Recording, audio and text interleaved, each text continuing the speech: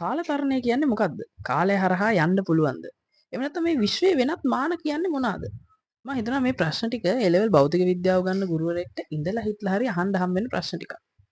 අපි A-level වලට class යන කාලේ අපිත් අපේ ගුරුවරුන්ගෙන් ඇහුවා. ඒකට හේතුව තමයි මේ සම්බන්ධව නිකන් පාඩමක් විදිහට විධිමත්ව ඉගෙන ගන්න තියෙන ආසාව නෙමෙයි. මේවා මොනවාද කියලා දැනගන්න තියෙන කුතුහලය. ඔය ප්‍රශ්න වගේම අපි නිතර මේ ගුරුත්වාකර්ෂණ ක්ෂේත්‍ර පාඩම ගන්නදී එක ළමෙක් හරි අනිවාර්යෙන් අහන ප්‍රශ්නයක් තියෙනවා. ඒක තමයි මේ ගුරුත්වය කියන්නේ බලයක් නෙමෙයි නේද? අයින්ස්ටයින් මේ සම්බන්ධව දැක්ුවේ වෙනම අදහසක් නේද? කාලාවකාශය කියන්නේ මොකක්ද? කියලා අහනවා. ඉතින් මම හිතුවා මේ සම්බන්ධ වීඩියෝ එකක් කරලා දාන්න ඕනි කියලා මම ෆ්‍රී ඉන්න වෙලාවක. හැබැයි අර තම්බ්නේල් එකේ තිබ්බ විදිහට මේ වීඩියෝ එක කරන්නේ A level සිසුන් සඳහා නම් නොවේ. මොකද A level වලට මේ පාඩමෙන් ඇති ප්‍රයෝජනයක් නැහැ. හැබැයි කවුරු හරි කෙනෙක් ඉන්නවා නම් මේක දැනගන්න කුතුහලෙන් ඉන්න ඒ කෙනෙක් සඳහා තමයි මේ වීඩියෝ එක කරන්නේ. ඉතින් වීඩියෝ එකට යන්න කලින් තව දෙයක් කියන්න ඕනේ. මේ වීඩියෝ එක කරන්න පුළුවන් වෙන මට්ටමට මගේ නොලෙජ් එක පොලිෂ් කරලා දීපු අයියලා දෙන්නෙක් ඉන්නවා අපේ කැම්පස් එකේ. thank you සහන් අයියේ, thank you යසිරු අයියේ ඒ දීපු සපෝට් එකට. අපි මේ කතාව ඉස්සරහට යන්න කලින් පොඩ්ඩක් ඉගෙනගෙන යමු මොකද්ද මේ ගණිතමය ආකෘතියක්. එහෙම නැත්නම් මැතමැටිකල් මොඩල් එකක් කියන්නේ කියලා. මම මේක ලස්සන කතාවකින් පැහැදිලි කරලා දෙන්නම්. ඔන්න දවසක් යාළුවෝ තුන්දෙනෙක් යනවා ගමනක්. ට්‍රිප් එකක් කියලා කියමුකෝ. මේ යාළුවෝ තුන්දෙනා හොඳ බුද්ධිමත් යාළුවෝ තුන්දෙනෙක්. හැබැයි කවදාවත් මේගොල්ලෝ ඉගෙනගෙන නැහැ මේ දෝංකාරය කියන සංසිද්ධිය මොකද්ද කියලා. ඉතින් මේ යාළුවෝ තුන්දෙනා මේ ගමන යනවා. ගමන යන මගදී කෑ ගහනවා, සින්දු කියනවා, hina වෙනවා. ඉතින් ඔන්නෝම යන ගමන් මේගොල්ලෝ මේ රෙස්ට් කරන්නත් එක්ක මේ ලස්සන කඳු වලල්ලකින් වට වෙච්ච තැනක නැවතිලා ඉන්නවා. ඔතන නැවතිලා මේගොල්ලෝ මේ කතා කර කර ඉද්දී ඔතන ළමෙක් එකපාරට පොඩ්ඩක් හයියෙන් කෑ ගහනවා. ඔන්න එතකොට ඒ කෑ ගහපු ගාම මේගොල්ලෝ කවදාවත් අහලා දැකලා නැති දෙයක් සිද්ධ වෙනවා. අපේ භාෂාවෙන් කිව්වොත් මේ සද්දේ දෝංකාර දෙනවා. මේ ළමයි බලනවා මොකද්ද මේ සිද්ධ වුනේ කියලා. අපි කතා කරපු දේ අනිත් පැත්තෙන් ආපහු ඇහුණා. මේගොල්ලෝ පොඩ්ඩක් ටෙස්ට් කරගන්නත් එක්ක ආපහු කෑ ගහනවා. ආපහුත් අර කලින් වගේම අපි කියපු දේම අනිත් පැත්තෙන් ඇහෙනවා. දැන් කඳු තියෙද්දි විතරයි මේක වෙන්නේ. මගදී කොහෙවත් උනේත් නැහැ.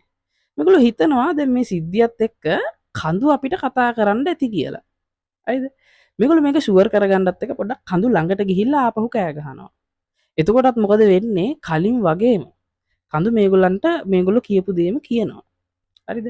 හැබැයි පොඩි වෙනසක් තියෙනවා. මේ කලින්ට වඩා ඉක්මනට මේ පාර කඳු උත්තර දෙනවා.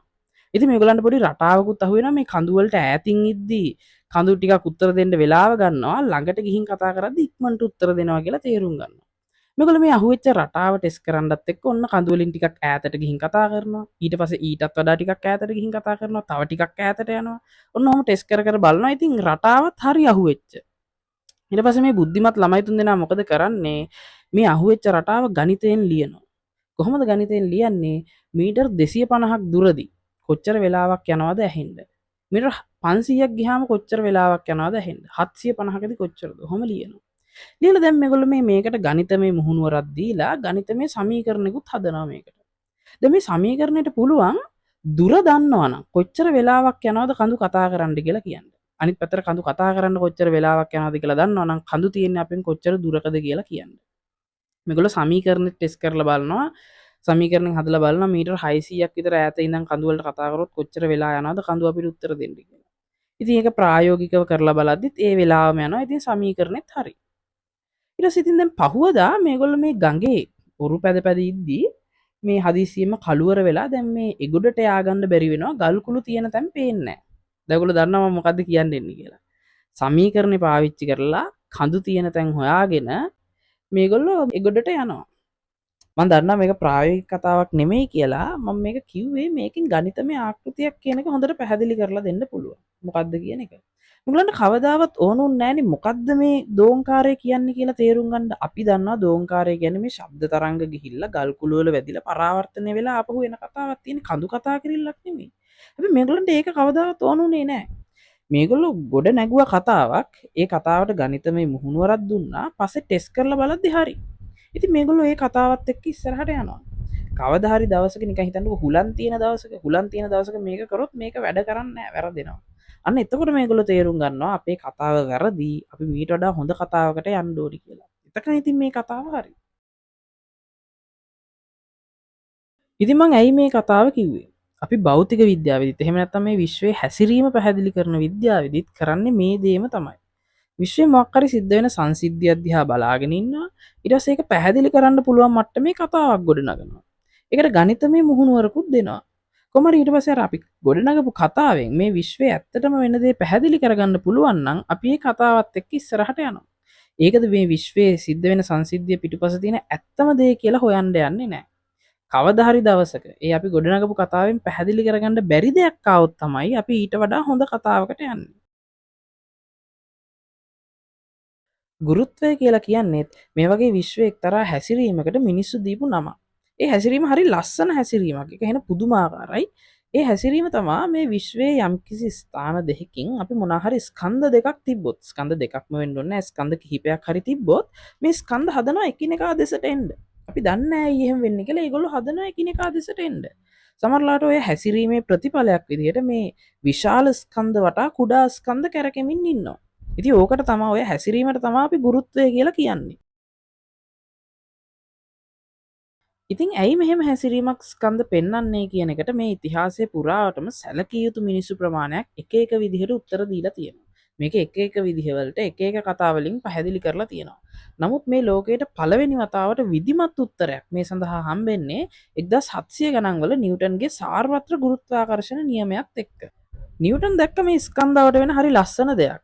ඒක තමයි මේ බලයක් යෙදිලා නැති අවස්ථාවකදී හැරෙන්නේ නැතුව තනි කෙලින් ගමන් කරන වස්තුන් මේ ස්කන්ධවලදී ස්කන්ධ දෙසට හැරෙනවා.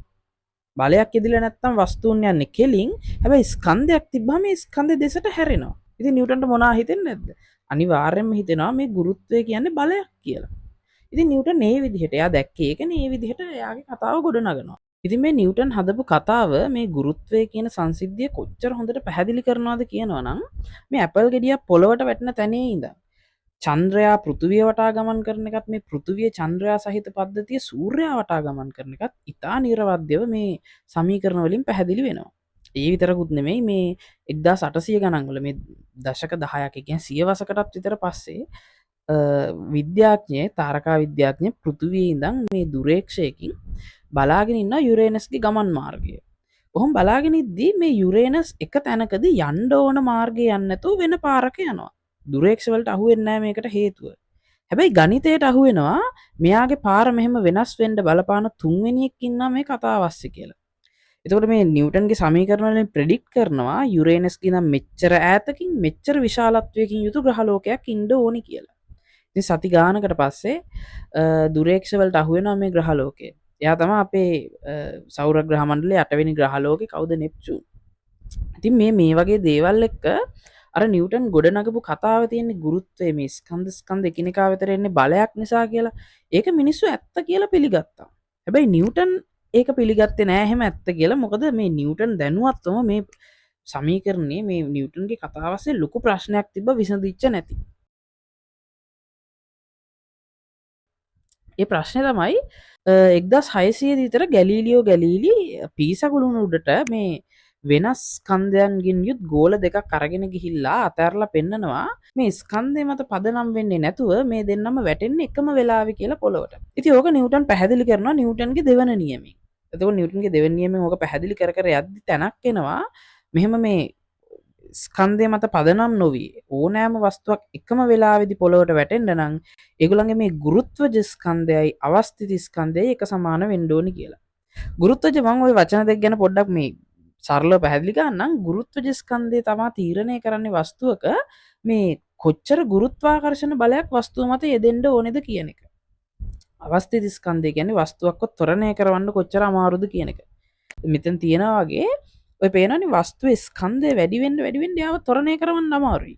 ඒක තමයි කියන්නේ අවස්ථිත ස්කන්ධය කියලා. අවස්ථිත ස්කන්ධය වැඩි කියන්නේ වස්තුවක්ව ත්වරණය කරවන්න අමාරුයි. දැන් අපි මේ දෙන්නව මේ ගුරුත්වාකර්ෂණ ක්ෂේත්‍රයකට ගිහිල්ලා දැම්මොත් මොකද වෙන්නේ?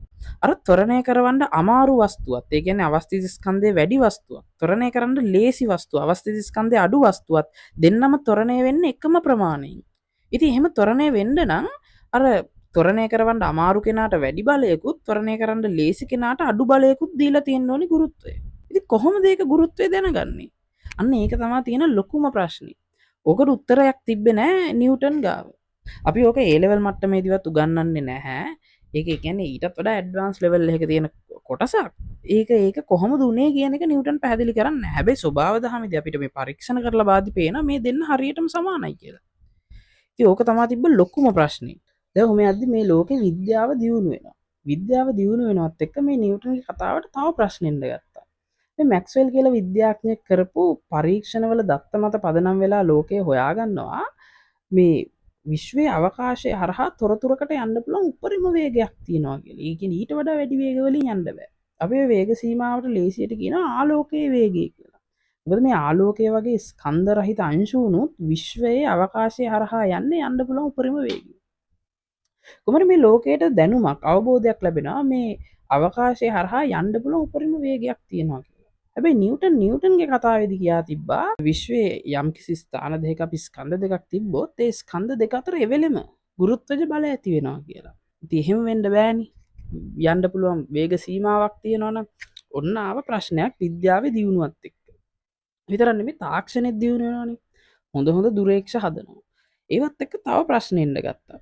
මේ බුධ ග්‍රහයාගේ ගමන් මාර්ගය එහෙම නැත්නම් බුධ ග්‍රහයා ගමන් කරන්නේ නිව්ටන්ගේ සමීකරණ විසින් අනුමාන කරන පාරේ නෙමෙයි. ඒ කියන්නේ තව අවුරුද්දකින් බුද්ධ ඉන්න ඕනේ කොතනද කියලා නිව්ටන්ගේ සමීකරණ වලින් කියන්නේ එක තැනක්. ඇත්තටම බැලුවහම මිනිහා ඉන්නේ වෙන තැනක. ඉතින් ඕක ඇයි එහෙම වෙන්නේ කියලා පැහැදිලි කරගන්න බැරුව ගියා. හැබැයි මේ විද්‍යාඥයෝ තාම නිව්ටන්ගේ නියම වැරදිමයි කියලා කිව්වේ නැහැ. මොකද මතකනේ යුරේනස්ගේ කතාව. යුරේනස්ත් යන්න ඕන පාරෙන් නැතුව වෙන පාරක ගියා. ඒකට හේතු වෙච්ච තුන්වෙනි එක හිටියා. ඉතින් විද්‍යාඥයෝ හිතුවා මේ අවස්ථාවේදීත් මේ සූර්යාගේ රශ්මිය නිසා වැහිලා ඉන්න අපිට පේන්නේ නැති ග්‍රහ ලෝකයක් ඇති බුධගේ මේ ගමන් මාර්ගය වෙනස් කරනවා කියලා යාට මේ වල්කන් කියලා නමකුත් දාගෙන මේ යන්තම් මේ ප්‍රශ්නේ යට ගහගෙන හිටියා. හැබැයි ඔහොම ඉද්දී 1905 දී මේ නිව්ටන් ලෝස් දෙදරලා යන જાතියේ ප්‍රශ්නයක් අරගෙන එනවා මේ වෙන කවුරුත් නෙමෙයි අපේ කතාවේ ප්‍රධාන චරිතය අයින්ස්ටයින්. ඒක අරන් ඉන්නේ යාගේ විශේෂ සාපේක්ෂතාවාදයත් එක්ක. මම මේ විශේෂ සාපේක්ෂතාවාදය කියන කාරණාව ගැන ඉතාම කෙටියෙන් පොඩ්ඩක් කියා දෙන්නම් මේ පාඩම ඉස්සරහට යන්න ඕන නිසා. කෙනෙක්ට මේක මේ දීර්ඝව ඉගෙන ගන්න ඕන නම් අපේ රුචිර සර් මේ සම්බන්ධව කරලා තියෙන වීඩියෝ සීරීස් එකක් තියෙනවා. මම ඒකේ ලින්ක් එක දාන්නම්. ඔයගලන්ට ගිහිල්ලා බලන්න පුළුවන්. මේ විශේෂ සාපේක්ෂතාවාදය කියන එකේ කොඳුනාරටිය තමයි මේ ආලෝකයේ වේගය එහෙම නැත්නම් විශ්වයේ වේග සීමාව ඕනෑම රාමුවක නියතයක් කියන එක. ඒකෙද මේ වගේ කතාවක්. මේ ෆොටෝ එක බලන්නකෝ. මේක මේ කෝච්චිය තප්පරයට මීටර 100ක වේගකින් යන ගමන් ඉන්නේ. ඉතින් ඒක මතු පිට ඉන්න හෙන්රිත් කෝච්චියත් එක්ක තප්පරයට මීටර 100ක වේගකින් යනවා. පොළොව මතු පිට නිශ්චලව ඉන්නවා විලියම්. දැන් හිතන්නකෝ හෙන්රි තප්පරයට මීටර 20ක වේගකින් මේ ඉස්සරහට බෝලයක් විසික් කරා කියලා. අපිට හොඳටම තේරෙනවා මේ හෙන්රිගේ රාමුවෙන් හෙන්රි නිරීක්ෂණය කරන්නේ මේ බෝලේ වේගය තප්පරයට මීටර 20යි කියලා. අනිත් පැත්තට අපි දන්නවා විලියම්ගේ රාමුවෙන් විලියම් නිරීක්ෂණය කරන්නේ මේ බෝලේ වේගය තප්පරයට මීටර 120යි කියලා. ඉතින් දැන් ඒක හරිම සරලයි. හැබැයි අයින්ස්ටයින් පෙන්ලා දෙනවා මේ කතාව මේ ආලෝකයට වළංගු වෙන්නේ නැහැ. අපි මේ දෙන්නා අරගෙන යමුකෝ අභ්‍යවකාශයට. ඔන්න දැන් හෙන්රි ඉන්නවා ආලෝකයේ වේගයෙන් හරි අඩක වේගකින් යන රොකට් එකක්. ඉතින් සී බෙදීම දෙකකින් රොකට් එකක් යනවා හෙන්රිත් යනවා. කලින් වගේම විලියම් ඉන්නවා මේ අභ්‍යවකාශය පාවි නිශ්චලව. ඉතින් අයින්ස්ටයින් මෙතනදී කියා දෙනවා මේ පෙන්නලා දෙනවා හෙන්රි ටෝච් එකක් පත්තු කරොත් දැන් ආලෝකයේ කිරණ යනවා c වේගයෙන්. මේක හෙන්රිට සාපේක්ෂවත් නිශ්චල වෙන්න විලියම්ට සාපේක්ෂවත් ඒ දෙන්නම ආලෝකයේ වේගය නිරීක්ෂණය කරන්නේ c වලින් කියලා. ඉතින් මේ ආලෝකයේ වේගය නියතව තියාගන්න මේ විශ්වයට සිද්ධ වෙනවා ආලෝකයේ වේගයත් එක්ක දැඩි ලෙස බැඳිච්ච තුන්දෙනෙක්ව ලස්සනට වෙනස් කරන්න. ඒක තමයි අපි මේ විශේෂ සාපේක්ෂතාවාදීදී ප්‍රධාන ලෙස කතා කරන්නේ. මේ තුන්දෙනා තමයි එකක් කාලය. මේ වේගෙන් ගමන් කරන රාමුවක් ඇතුලේ වේගෙන් ගමන් කරන රොකට් එකක් කියලා හිතන්නකෝ. ඒක ඇතුලේ කාලය ගත වෙන්නේ හිමි. ඔක තමයි අයින්ස්ටයින් පෙන්ලා දෙන පළවෙනි කාරණාව. ඊළඟට මේ සිමල්ටීනිටි කියන එක ගැන සිංහල වචෙන් දන්නේ නැහැ. මෙහෙම හිතන්නකෝ. හෙන්රි වේගෙන් යන කෝච්චියක ඉන්නවා කියලා හිතන්නකෝ. දැන් ඔහම යද්දී මේ කෝච්චිය විලියම්ව පාස් කරන වෙලාවේදී විලියම්ට පේනවා කෝච්චිය ඉස්සරහටයි පස්සටයි එකපාර අකුණු දෙකක් වදිනවා. නමුත් හෙන්රිගේ රාමුවෙන් මේ සිද්ධිය වෙලා තියෙන්නේ කෝච්චිය ඉදිරිපසට වදින අකුණ මුලින් වැදිලා පිටිපස්සට වදින අකුණ දෙවෙනියට වැදිලා. ඉතින් අර ඒ වගේ වෙනසකුත් වෙනවා. මේ සිදුවීම් පවා වෙනස් වෙනවා. ඉතින් මේ අපේ කතාවට වෙනතන නිව්ටන්ගේ සමීකරණ වලට මේකේ ප්‍රශ්නේ ඉන්නේ මේ වස්තුවක් වේගෙන් යන්න අයින්ස්ටයින් පෙන්නලා දෙනවා. මේ වස්තුව අත්දකින්න අවකාශය කෙටි වෙනවා. ඉතින් දැන් අවකාශය කෙටි වෙනවා නම් වස්තු දෙකක් අතර දුර කොහොමද අපි নিরপেক্ষව පනවන්නේ? අර නිව්ටන්ගේ සමීකරණය R කියන දුර. එතකොට මේ ලෝකෙ මිනිසුන්ට ප්‍රශ්නයක් ආවා. දැන් මේ විශේෂ සාපේක්ෂතාවාදයෙන් අයින්ස්ටයින් පෙන්නපු කාරණාව ඇත්තනම් නිව්ටන්ගේ සමීකරණ අනිවාර්යෙන්ම වරදින්න ඕනේ.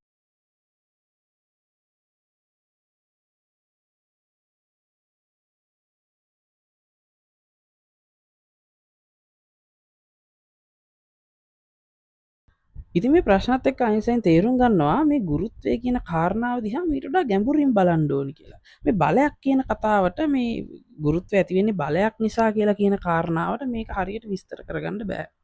එහෙම කියලා හිතලා අයින්ස්ටයින් මේ දවසක් දෙකක් නෙමෙයි සෑහෙන කාලයක් මේ ගුරුත්වය කියන්නේ මොකක්ද කියන එකත් එක්ක මනසින් හැප්පි ඉද්දී ඔන්න එක දවසක් අවුරුදු දෙකකට විතර පස්සේ යාට අන්තිමටම අහුවෙනවා මේ පොටක් මේ ගුරුත්වය කියන එක හරියට එක්ස්ප්ලেইন කරන්න පුළුවන් වෙන මට්ටමේ. එහෙම නැත්නම් යාගේ භාෂාවෙන් කියනනම් ස්පෙෂල් රිලටිවිටි ජෙනරලයිස් කරන්න අවශ්‍ය වෙලා තිබු මදි වෙලා තිබු මිසිං පීස් එක යාට අන්තිමටම හම්බ වෙනවා.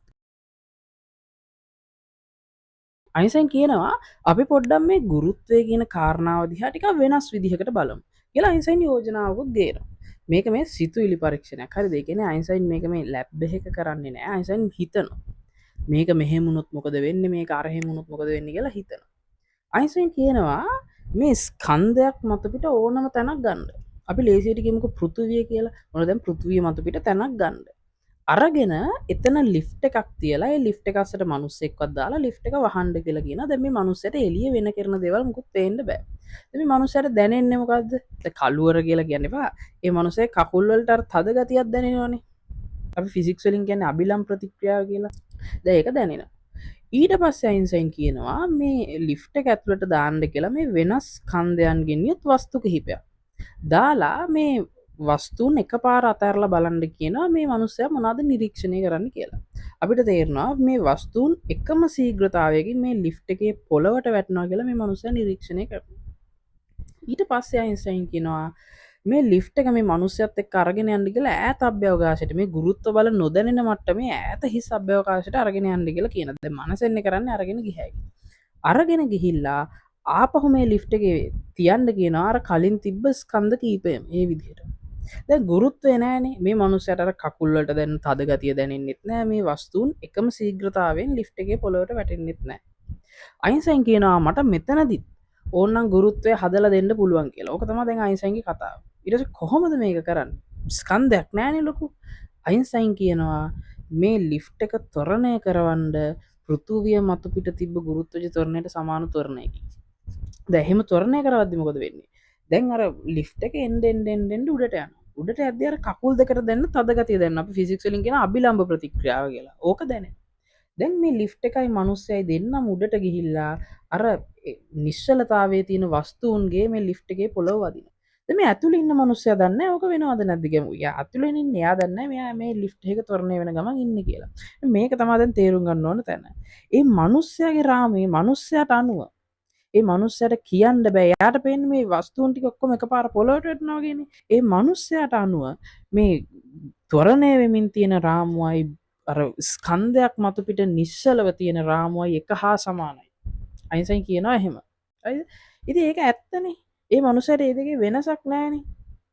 අයින්ස්ටයින් ඊළඟට කියනවා දැන් අපි මේ ගුරුත්වය කියන එක ඇති වෙන්නේ බලයක් නිසා කියලානේ හිතාගෙන හිටියේ. ඒ අදහස පොඩ්ඩක් අයින් කරන්නකෝ. එහෙමනම් ඇත්තටම මොකද වෙලා තියෙන්නේ මේ පොළව ත්වරණයකට ලක්වීම තමයි වෙලා තියෙන්නේ. ඒ පොළව ත්වරණයකට ලක්වීම නිසා තමයි අපිට අර කකුල් දෙකට තද ගතිය දැනුනෙත් මේ වස්තුන් සියල්ලම එකපාර ඇවිල්ලා පොළවේ වැදුනෙත් කියලා අයින්ස්ටයින් කියනවා.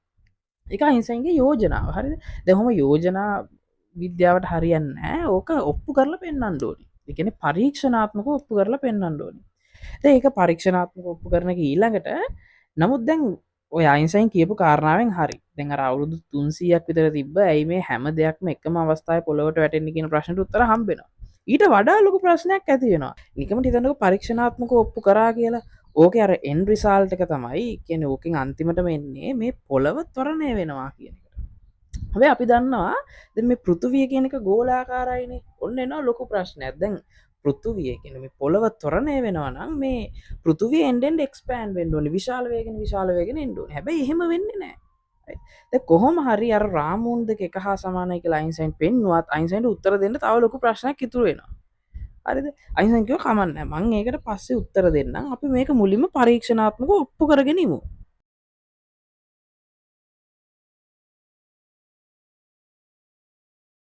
අයින්ස්ටයින් කිව්වා අර අභ්‍යවකාශයේ තියෙන ලිෆ්ට් එක ගන්න. අරගෙන ওই ලිෆ්ට් එකේ එක බිත්තියකට සෙට් කරන්න කියලා මේ ලයිට් පල්සස් එහෙම නැත්නම් ආලෝක ස්පන්ද පිට කරන්න පුළුවන් උපකරණයක්. ලේසර් එකක් කියලා හිතමුකෝ. දැන් ඔක හයි කරලා දැන් ලිෆ්ට් එක තියෙන්න ඕනේ නිශ්චලතාවය.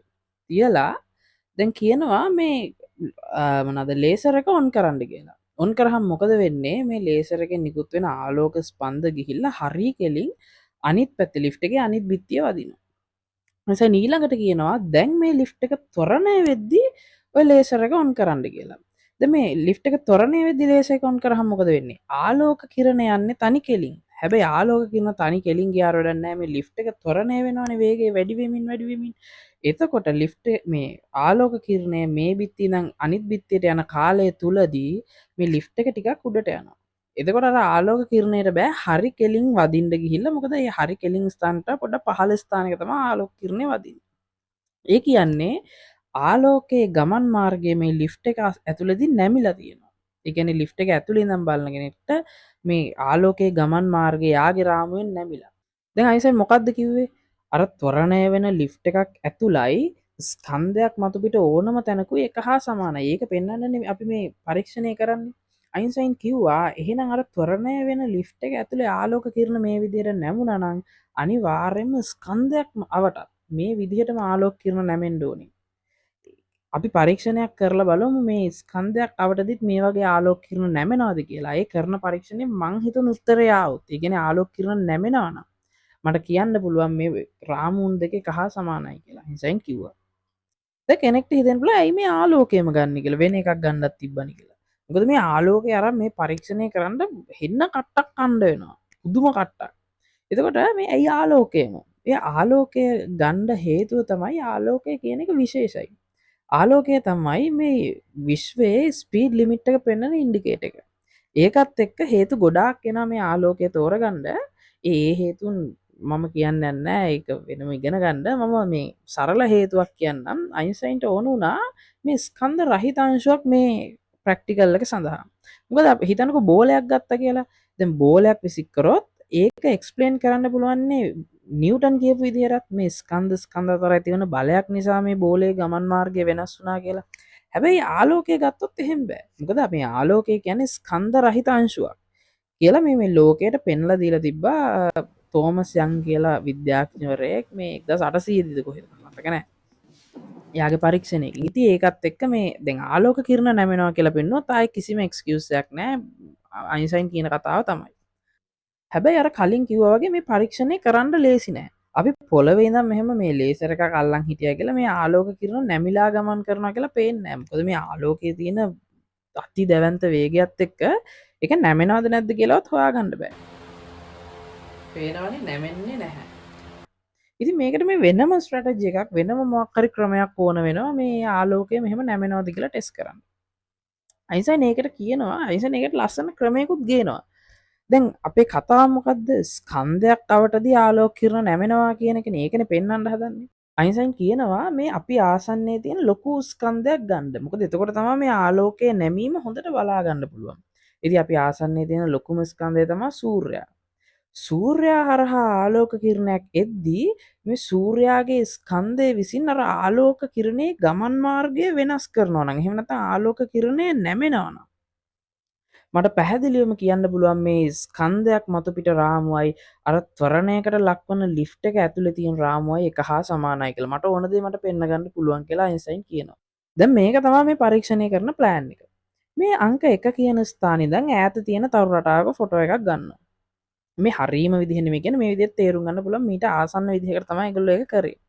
ඊට පස්සේ මාස 6කට විතර පස්සේ අංශක 180කින් මේ පෘථිවිය කැරකිලා ගියාම ඉර වටා දැන් ආපහු අර තාරකා රටාව හරි කෙලින් එනවනේ කලින් තිබ්බ විදිහටම.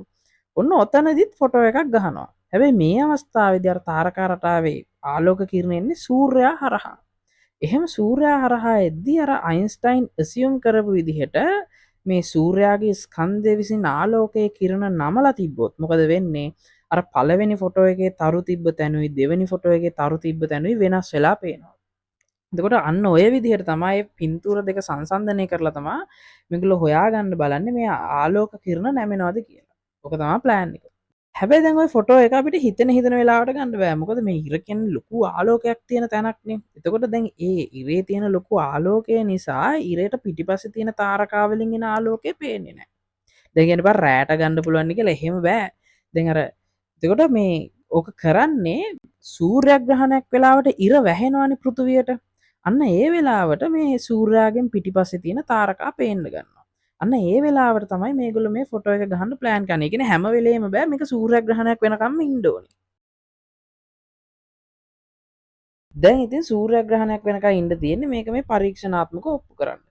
පරීක්ෂණය කරන වෙලාවට මේ ආලෝක කිරණ නැමෙන්නත් පුළුවන් නැමෙන්නේ නැති වෙන්නත් පුළුවන්. ඒක දන්නේ නැහැ. ඒක පරීක්ෂණය කරලා බලන්න ඕනේ. මේක මේ යෝජනාවක් නේ අයින්ස්ටයින් ඉස්සරහට අරගෙන යන්නේ. හැබැයි අයින්ස්ටයින් ඉතින් එයාගේ තියරිය ඩෙවලොප් කරගෙන යනවා. පරීක්ෂණය එනකම් බලන් ඉන්නේ නැහැ. එහෙම යද්දී අයින්ස්ටයින්ට අහුවෙනවා දැන් මේ ආලෝක කිරණ අර ස්කන්ධයක් අවට නැමෙනවා කියන කාරණාවත් එක්ක මෙහෙම දෙයක්. දැන් මේ ආලෝකයේ ස්කන්ධයක් අවට නැමෙනවා නම් දැන් මේ නැමිච්ච මේ තියෙන රූපේ වගේ යද්දී අපිට පැහැදිලිව පේනවා මේ ආලෝක කදම්බේ ලයිට් බීම් එකේ ඉහළ ආලෝක අංශුන් එහෙම නැත්නම් මේ ස්කන්ධයට ඈතින් තියෙන ආලෝක අංශුන් වැඩි දුර ප්‍රමාණයක් ගිහින් තියෙනවා මේ ස්කන්ධය ආසන්නෙන් යන ආලෝක අංශුන්ට වඩා. එතකොට මේ S සමාන UT සමීකරණයට අනුව අපිට පෙනී යනවා මේ එකම කාලයකදී මෙහෙම වෙනස් දුරවල් දෙකක් දැන් නැමෙනවා කියලා කියන්නේ පැහැදිලිවම දුරවල් දෙක වෙනස්නේ. ඒ වෙනස් දුරවල් දෙකක් යන්න නම් මෙහෙම මේ ස්කන්ධෙන් ඈත ආලෝක අංශුන් එහෙම නැත්නම් මේ ඉහළ ආලෝක අංශුන් වැඩි වේගයකිනුත් පහළ ආලෝක අංශුන් අඩු වේගයකිනුත් ගිහින් තියෙන්න ඕනි කියලා. ඔන්න බලන්න අයින්ස්ටයින් මේක අල්ලගන්න විදිහ. අයින්ස්ටයින් කියනවා එහෙම වෙන්න බෑ මේක ආලෝකයනේ. ආලෝකයේ වේගය ඕනම තැනක නියතයක්. ඒක විශ්ව නියතයක්. ඒක අපිට කියන්න බෑ වෙනස් වෙනවා කියලා. අපි බලන්න ඕනේ ආලෝකයේ වේගය නියතව තියාගෙන මෙහෙම දුර වෙනස් වෙන්න පුළුවන් කොහොමද කියලා. ඒතකොට ආලෝකයේ වේගය නියත කරපු ගාම පේනවා මේ ලයිට් බීම් එක ගමන් කරපු ඒ කියන්නේ මේ ආලෝක අංශුන් ගමන් කරපු දුරට සමානුපාතිකව කාලය ගලා යෑමේ වේගය වෙනස් වෙලා තියෙනවා කියලා. ඔන්න ඔතනින් අයින්ස්ටයින් අල්ල ගන්නවා මේ ස්කන්ධයක් අවට සිද්ධ වෙන අර පුදුම සහගත දේ. ස්කන්ධයක් අවට මේ කාලය ගලා යෑමේ වේගවල වෙනසක් තියෙනවා. එහෙම නැත්නම් අපි කියනවා මේ කාලය නැමෙනවා කියලා කියන්නේ ඕකට තමයි. කාලය වක්‍ර වෙනවා කියලා කියන්නේ ස්කන්ධෙන් ඈතට යන්න කාලය ගලා යෑමේ වේගය වැඩි. ස්කන්ධය ආසන්නයට එන්න කාලය ගලා යෑමේ වේගය අඩු වෙනවා. ඉතින් නිව්ටන් දැක්කේ ස්කන්ධවට වෙනවා කියලා මේ වස්තුවක් අපි කෙලින් ඇව්වහම එයාගේ ගමන් මාර්ගය මේ ස්කන්ධය නිසා වෙනස් වෙනවා කියන එක විතරයිනේ. ඔන්න අයින්ස්ටයින්ට අහු වෙනවා තව කාරණාවක්. ස්කන්ධවට කාලය ගලා යෑමේ වේගවල වෙනසක් තියෙනවා. අපි කලිනුත් දැක්ක මේ වගේ මේ කාලය ගලා යෑමේ වේගවල වෙනසක් වෙන තැනක්. ස්පෙෂල් රිලටිවිටි වලදී අර වේගෙන් යන රාමුවක කාලය ගත වෙන්නේ හිමින් කියලා කිව්වේ. වේගෙන් යන්න කාලය ගත වෙන්නේ හිමින්. ඔය ඕක මේ පරීක්ෂණාත්මකව ඔප්පු කරලා තියෙනවා. ඔයගලන්ට බලන්න කැල්කියුලේටර්ස් පවා තියෙනවා. හරිද? මේක වෙනම ආකාරයක ටයිම් ඩයලේෂන් එකක්. අපි කියනවා ග්‍රැවිටේෂනල් ටයිම් ඩයලේෂන් කියලා. මේ ස්කන්ධයක් අවට සිද්ධ වෙන කාලය ගත වීමේ වෙනස්කම. ඉතින් මේ එයා හිතනවා මේ ස්කන්ධාවට වෙන්නේ කාලය වෙනස් වීම විතරයි කියලා. ඒක මත පදනම් වෙලා එයා සමීකරණයක් හදනවා. මේ සමීකරණයෙන් දැන් අර සූර්යයා හරහා ආලෝක කිරණයක් එද්දී ආලෝකය කොච්චර නැමෙන්න ඕනේද කියලා ප්‍රෙඩික්ට් කරනවා. ඒ ඉතින් සූර්යග්‍රහණයක් වෙනකන් ඉන්න ඕනේ මේ ආලෝක කිරණ නැමෙනවද කියලා බලන්න. හරිද? මේ සමීකරණේ හරි වෙන්න නම් ආලෝක කිරණ නැමෙන්නත් ඕනේ. මේ සමීකරණයෙන් අනුමාන කරපු ප්‍රමාණයට නැමෙන්නත් ඕනේ. හරිද? හැබැයි අයින්ස්ටයින් ওই පරීක්ෂණය කරන්න කලින්ම දන්නා එයා හදපු සමීකරණය අසම්පූර්ණයි කියලා. ඒකට හේතුව තමයි බුධ ග්‍රහයාගේ ගමන් මාර්ගය තියෙනවානේ. ඉතින් ගුරුත්වය පිළිබඳ හදපු සමීකරණේ හරිනම් අර මැනලා බලපු ඒ කියන්නේ අර දුරේක්ෂ වලින් මැනලා බලපු බුධ ග්‍රහයාගේ ගමන් මාර්ගය හරියට මේ සමීකරණ වල ප්‍රෙඩික්ට් කරන්න ඕනේ. තාම මේ සමීකරණයට බැරුව ගියා ඒක කරගන්න. ඉතින් අයින්ස්ටයින් ඔතනදී තේරුම් ගන්නවා මේ සමීකරණය අසම්පූර්ණයි. මේ ස්කන්ධවට සිද්ධ වෙන්නේ කාලය ගලා යෑම වෙනස් වීම. එහෙම නැත්නම් කාලය වක්‍ර වීම විතරක් නෙමෙයි. අවකාශයත් වක්‍ර වෙනවා. මේ ගුරුත්වය සඳහා අවකාශයේ වක්‍ර වීමත් දායකත්වය දෙනවා කියලා අයින්ස්ටයින් තේරුම් අරගෙන අයින්ස්ටයින් මේ තියරිය දික් කරනවා, එක්ස්ටෙන්ඩ් කරනවා. ගණිතඥයෙක්ගේ උදව්ත් ඇතුව ඔය අර ගණිත කර්ණ එහෙම ඕන වෙනවා දරුණු ටෙන්සර් කැල්කියුලස් වගේ. ඒවත් එක්ක මේ අයින්ස්ටයින් හදනවා අලුත් සමීකරණයක්. මේකට පුළුවන් වෙනවා. ඒ කියන්නේ අලුත් තියරියක් හදනවා. මේකට පුළුවන් වෙනවා අර බුධ ග්‍රහයාගේ ගමන් මාර්ගය හරියටම කියන්න. අර මැනලා තිබ්බ අගයට සමාන ගානක්ම සමීකරණයුත් එන ඔන්න දැන් ඒක එන ලොකු ජයග්‍රහණයක්. හැබැයි තාම ලෝකේ ඉතින් පිළිගන්නේ නැහැ මේක හරිමයි කියලා. ඒ අයින්ස්ටයින්ට පුළුවන් අර හරියගේ එන විදිහට බොරු සමීකරණයක් හදන්න. එයා ඒක දන්නා දෙයක් නේ. එහෙමත් පුළුවන්. ඉතින් අර සූර්යග්‍රහණයක් වෙන වෙලාවේදී කරන පරීක්ෂණේ ඉතා වැදගත්. සූර්යග්‍රහණයක් වෙන වෙලාවේදී කරන පරීක්ෂණය කරන්න 3 පාරක් try කරා. දෙපාරක් බැරි වුණා. මේ ලෝක යුද්ධයක් අතරදී මේ පරීක්ෂණය කරන්නේ. ඉතින් දෙපාරක් බැරි වෙනවා. කොහොම හරි අන්තිමටම 1919 දී ආතෙඩින්ටන් කියලා තාරකා විද්‍යාඥයෙක්ගේ මූලිකත්වය යටතේ මේ පරීක්ෂණය කරනවා. කොහොම හරි මේ පරීක්ෂණය ඉවර වෙලා අර ෆොටෝස් ටික අරගෙන බලද්දී අර අයින්ස්ටයින්ගේ මොඩල් එකෙන් ප්‍රෙඩික්ට් කරපු ප්‍රමාණයටම අයින්ස්ටයින්ගේ මොඩල් එකෙන් ප්‍රෙඩික්ට් කරපු විදිහටම සබාදහම හැසිරීලා තියෙනවා කියලා පේනවා. මේ තාරකා වල පිහිටුම අර සමීකරණ වලින් කියන තැන්වලම ඉතා ආසන්නව ඒ තැන්වලම තියෙනවා. ඉතින් ලෝකෙ පිළිගන්නවා මේකත් එක්ක මේ ගුරුත්වය කියන කාරණාව විස්තර කිරීම සඳහා අයින්ස්ටයින් ගෙනාපු කතන්දර එහෙම නැත්නම් අයින්ස්ටයින්ගේ මොඩල් එක ඉතාම නිවැරදි කියලා මේ නිව්ටන්ගේ කතන්දරයටත් වඩා. උන අන්තිමටම සෑහෙන කට්ටක් කාලා ඔප්පු කරලා පෙන්නනවා අර ත්වරණයකට ලක්වන රාමුවයි මේ ස්කන්ධයක් මතුපිට ඕනම තැනකුයි එක හා සමානයි කියලා. හැබැයි මතකනේ ඕකත් එක්ක එන ප්‍රශ්නේ අයින්ස්ටයින් කිව්වා මේක ඔප්පු කරොත් මම උත්තර දෙනවා කියලා ප්‍රශ්නයකට. මොකද්ද? මේ පෘථුවිය දැන් පොළව ත්වරණය වෙනවා කියලානේ ඕකෙන් පේන්නේ. දැන් අපි දන්නවා පෘථුවිය ත්වරණය වෙනවා නම් පෘථුවිය එන්න ප්‍රසාරණය වෙනවා. ඔන්න දැන් පරීක්ෂණාත්මකව ඔප්පු වුණා පෘථුවිය ත්වරණය වෙනවා කියලා. දැන් අයින්ස්ටයින්ටවත් බෑ ඒක එහෙම නෙමෙයි කියලා කියන්න. හැබැයි දැන් පෘථුවිය ත්වරණය වෙනවා නම් මේක මේ ප්‍රසාරණය වෙන්නේ නැත්තේ ඇයි? අන්න ඒකට උත්තර දෙන්න දැන් අයින්ස්ටයින්ට වෙනවා. රිසන් කිව්වා හරි. දැන් මම ඒකට උත්තර දෙන්නම්. මම මේක වෙන හැටි ඔයගලන්ට පැහැදිලි කරලා දෙන්නම් කියලා. මොන දැන් මේ අවස්ථාවේදී අයින්ස්ටයින් විතරයි මේ මුළු ලෝකෙම ඉන්න එකම කෙනා කොහොමද මේ යුනිවර්ස් එක වැඩ කරන්නේ කියලා හරියට කියන්න පුළුවන්. එයා ගාව තමයි මැජික් ඉක්වේෂන් එක තියෙන්නේ මේ විශ්වයේ හැසිරීම ලියපු. හරි. මේ බලන්න. දැන් පෘථිවිය ත්වරණය වෙනවා කියලා කියන එකේ තමයි ප්‍රශ්නේ තියෙන්නේ. අපි මේ ත්වරණය වෙනවා කියලා කියන්නේ මොකද්ද? මේ බස් එක ඇතුලේ ඔයා හිටියා කියලා හිතන්න. මොන දැන් බස් එක ත්වරණය වෙනවා. දැන් ඔයාට මොනවද තේරෙන්නේ? ඔයා මේ ජනේලෙන් එළිය බැලුවොත් ඔයාට තේරෙනවා ඔයා ඉන්න ස්ථානය වෙනස් වෙනවා. ඔයා ඒකාකාර ප්‍රවේගකින් ගියත් ඔයා ඉන්න ස්ථානය වෙනස් වෙනවා. හැබැයි මේ ත්වරණය වෙද්දී ඔයා ඉන්න ස්ථානය වෙනස් වෙන්නේ ත්වරණයකට අදාළ විදිහටනේ. එතකොට ඒ ස්ථානය වෙනස් වෙන දිහා බලාගෙන ඉඳලා ඔයාට කිව්ව හැකි ඔයා ත්වරණය වෙනවා කියලා. හරි. හැබැයි ඔයාගේ ඇස් දෙක වහලා තිබ්බත් ඔයාට කියන්න පුළුවන් ඔයා ත්වරණය වෙනවා කියලා. කොහොමද? ඔයාව ගිහිල්ලා මේ ෂීට් එකට හේතු වෙනවනේ. ඔයාව තද වෙනවනේ. එහෙම නැත්නම් අපි කිව්ව ෂීට් එකෙන් ඔයා මත බලයක් දානවනේ. ඔයාට ඒක දැනෙනවා. ඔයා මත බලයක් ක්‍රියාත්මක වෙනවා කියලා. එතකොට ත්වරණය වෙද්දී එහෙමත් වෙනවා. මේ බයික් එකේ කෙනා මේ වංගුව ගන්න එක බලන්න. එයාට තේරෙනවා එයාගේ මේ ස්ථානය වෙනස් වෙන්නේ ත්වරණයකට අදාළ විදිහකට කියලා. ඒක හරි. ඊට අමතරව එයාට තේරෙනවා මේ එයා වංගුවෙන් එද්දී යා මත බලයක් ක්‍රියා කරනවා කියලා. එතකොට මේ ත්වරණය වෙද්දී මේ දේවල් දෙකම වෙනවා. එයා මත බලයක් ක්‍රියා කිරීමත් වෙනවා ත්වරණයකට අදාළ විදියට එයාගේ ස්ථානය වෙනස් වීමත් වෙනවා. අපි නිව්ටන්ගේ භෞතික විද්‍යාව ඇතුළේ හිතාගෙන හිටියේ හැම වෙලේම මේ දෙන්න ඉන්නේ එකට කියලා. හැබැයි අයින්ස්ටයින් ඇවිල්ලා පෙන්නලා දෙනවා නෑ එහෙම නෑ. එක අවස්ථාවක් තියෙනවා මේ දෙන්න වෙනම ඉන්න. ඒ කියන්නේ ත්වරණය වෙනවා වගේ පේනවා. ඒ කියන්නේ ස්ථානය වෙනස් වෙනවා මේ නිකන් හරියට ත්වරණය වෙනවා වගේ. හැබැයි ඇත්තටම අසමතුලිත බාහිර බලයක් යෙදිලා නෑ වස්තුව මත බලයක් කියලා හිතනවා බලයක් යෙදිලා නෑ. අනිත් පැත්තට මේ බලයක් අසමතුලිත බාහිර බලයක් වස්තුව මත යෙදිලා තියෙනවා. හැබැයි එයා ඉන්න ස්ථානය වෙනස් වෙන්නේ නැහැ. දැන් අපි දන්න දෙයක් තමයි වස්තුවක් මත බලයක් යෙදෙන්නේ නැත්තම් ඒ වස්තුව කාලාවකාශය හරහා එයාට යන්න පුළුවන් කෙලින්ම පාර යන්නේ. කාලාවකාශයේ වක්‍ර වෙලා තිබ්බද කාලාවකාශයේ වක්‍ර වෙලා නැද්ද? අපි දන්නවා ස්කන්ධයක් තිබ්බම කාලාවකාශයේ වක්‍ර වෙනවා. ඒක අපි ඉගෙන ගත්තනේ. එහෙනම් වක්‍ර වෙලා තිබ්බත් නැතත් ඒ වස්තුව අදාළ වස්තුව මත බලයක් යෙදිලා නැත්නම් එයා යන්නේ කාලාවකාශය හරහා එයාට යන්න පුළුවන් කෙලින්ම පාරේ. අපි ඔයාලට කියනවා ජියෝඩෙසික්ස් කියලා. විකෘති වෙච්ච නැති එහෙම නැත්නම් වක්‍ර නොවිච්ච කාලාවකාශයක මේ ජියෝඩෙසික්ස් තනි කෙලින් තියෙන්නේ. මේ රූප සටහනේ තියෙන විදිහට තනි කෙලින් ඉරි. නමුත් වක්‍ර වෙච්ච කාලාවකාශයක මේ ජියෝඩෙසික්ස් මේ රූප සටහනේ තියෙන විදිහට මේ කෙලින් ඉරි නෙමෙයි නැමිච්ච ඒවා. හැබැයි කතන්දරේ මේකයි. මේ ඉරි නැමිලා තිබ්බත් කෙලින් තිබ්බත් ඒවල වස්තුවක් යනවා කියන්නේ වස්තුන් මත බලයක් යෙදිලා නැහැ කියන එක. බලයක් යෙදිලා නැත්තම් තමයි මේ වස්තුන් ජියෝඩෙසික්ස් වල යන්නේ. අනිත් පැත්තට මේ වස්තුන් මේ ජියෝඩෙසික්ස් වලින් එළියට ගන්න නම් එහෙම නැත්නම් මේ රූප සටහනේ තියෙන විදිහට කිව්වොත් මේ ඉරි වලින් එළියට ගන්න නම් මේගොල්ලන්ට බලයක් යෙදෙන්න ඕනේ. හරි.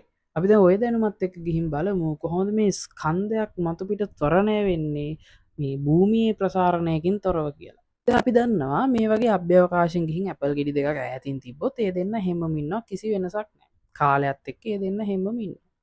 දැන් හිතන්නකෝ ඔතනින් අපි පෘථුවිය ගෙනල්ලා දැම්ම කියලා මොකද වෙන්නේ? පෘථුවිය ගෙනල්ලා දැම්මොත් නිව්ටන් කියන විදිහට පෘථුවියෙන් දානවා බලයක් අර ඇපල් ගෙඩි මත. එතකොට දැන් අර ජියෝඩෙසික්ස් එහෙම නැත්නම් අර ඉරිවලින් එළියට එන්න ඕනේ ඇපල් ගෙඩිය. ඇයි ඉරිවල යන්න පුළුවන් ඒගොල්ලෝ මත බලයක් යෙදෙන්නේ නැති තාක් විතරයිනේ. දැන් ඔය කියන විදිහට පෘථුවියෙන් බලයක් දානවා නම් ඒගොල්ලෝ ඉරිවලින් එළියට එන්න ඕනේ මේ විදිහට. හරි. හැබැයි අයින්ස්ටයින් කියනවා එහෙම ස්කන්ධ අතර බලයක් ඇති වෙන්නේ නැහැ.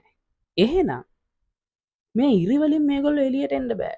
ඉරිවලින් එළියට එන්නෙත් නැතුව පෘථුවිය දෙසට මේ ඇපල් ගෙඩි එන්න තියෙන එකම විදිහ තමයි මේ කාලාවකාශයේ වක්‍ර වීම ජියෝඩෙසික්ස්. අර යන්න තියෙන කෙලින්ම පාර පෘථුවිය දෙසට ඒම.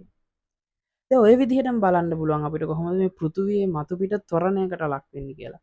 පෘථුවියේ මතුපිට තියෙන ජියෝඩෙසික්ස් බාණ්ඩ ඒවා තියෙන්නේ ඇතුළට. පෘථුවියේ ජියෝඩෙසික්ස් තියෙන්නේ පෘථුවියව සංකෝචනය කරන විදිහට. හැබැයි අපි දන්නවා පෘථුවිය එහෙම සංකෝචනය වෙන්නේ නැහැ. ඒකට හේතුව තමයි පෘථුවියේ පහළ තියෙන පස් තට්ටු පහලින් පහළට තියෙන පස් තට්ටු උඩ තියෙන ඒවා උඩට තල්ලු කරනවා. අන්න ඒ බලය විසින් පෘථුවියව මේ සංකෝචනය වෙන්න දෙන්නේ නැහැ.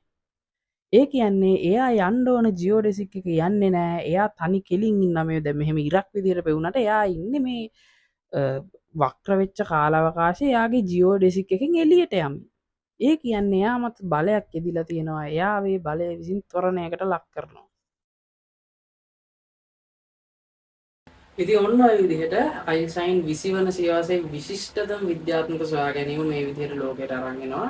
මේකත් එක්ක මේ ගුරුත්වය කියන කාරණාව පිළිබඳ වෙනමම කතාවක් වෙනම මොඩල් එකක්. ඉතාලම ඇකියුරේට් ඉතාලම සුප්‍රීම් මොඩල් එකක් මේකත් එක්ක මේ ලෝකයට හම්බ වෙනවා. ඉතින් මේක තාමත් මොඩල් එකක් හරිද? ඒ වුණාට. ඉතින් මේ මොඩල් එක හිතා ගන්න බැරි තරම් ප්‍රමාණයක් දේවල් හිතා ගන්න බැරි තරම් නිවැරදිතාවයකින් ප්‍රෙඩික්ට් කරනවා. කොච්චරද කියනවනම් ඔය සමහර දේවල් තියෙනවා මොනවාද ඔබ්සර්වේෂන් එකෙන් අපි මැනලා බැලුවාම දෙනාගේයි සමීකරණයෙන් දෙනාගේයි අතර 100ට 5ක විතර වෙනසක් තියෙනවා. තාක්ෂණයේ දියුණු වෙද්දී කියන්නේ මිනුම් උපකරණ හොඳ වෙද්දී අර වෙනස අඩු වෙනවා. ඒ කියන්නේ අර සමීකරණින් අයින්ස්ටයින්ගේ සමීකරණෙන් දීපු වගේට උත්තරය ආසන්න.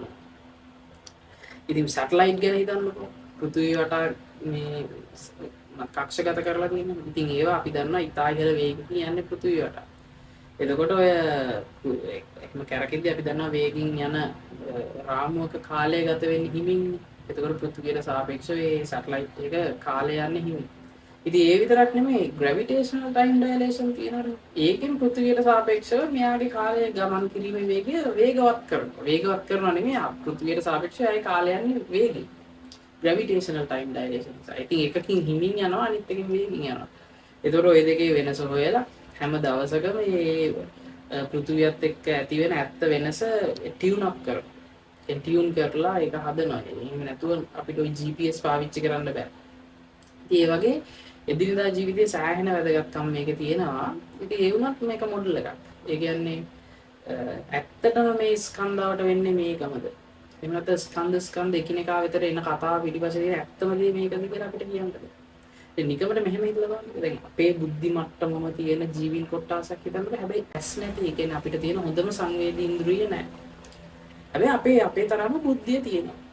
ඒගොල්ලන්ට කවදා හරි පුළුවන් වෙයිද මේ කාල අවකාශයේ වක්‍ර වීම නිසා ගුරුත්වය හැදෙනවා වගේ මොඩල් එකක් අරගෙන ඉන්න. ඇස් නැහැ. හරිද? එහෙම පුළුවන් වෙයිද? මම හිතන්නේ නැහැ කවදාවත් පුළුවන් වෙයි කියලා නිකන්. ඔය හුළඟ කියන්නේ මොකද්ද වගේ දෙයක් විස්තර කර ඒ කියන්නේ නිකන් හුළඟ කියන්නේ රෙද්දක් වගේ දෙයක්. ඒකේ සමහර දැන් සීතලයි සමහර දැන් රස්නේ. ඒ උඩින් වතුර වගේ දෙයක් වැටෙද්දි කියන්නේ වැස්ස නේ. වැටෙද්දි මේ රෙද්ද තියෙන සීතල දැන් අපි හරහා යන්නේ වගේ මුඩලක් හදන්නේ හුළඟ කියන එක විස්තර කරලා කාල අවකාශය වගේ එකට මම හිතන්නේ යන්න පුළුවන් කියලා. ඒ ગેප් එක බලන්න එකම බුද්ධි මට්ටම මේ නමුත් මේ සංවේදී ඉන්ද්‍රියක් නිසා එන්නේ. දැන් මම හිතන්නේ මේ අපිට වඩා හොඳ සංවේදී ඉන්ද්‍රියක් තියෙන කට්ටිය 6 වෙනි සංවේදී ඉන්ද්‍රියක් තියෙනවා. ඒගොල්ලෝ කොහොමද දකින්නද විශ්වය?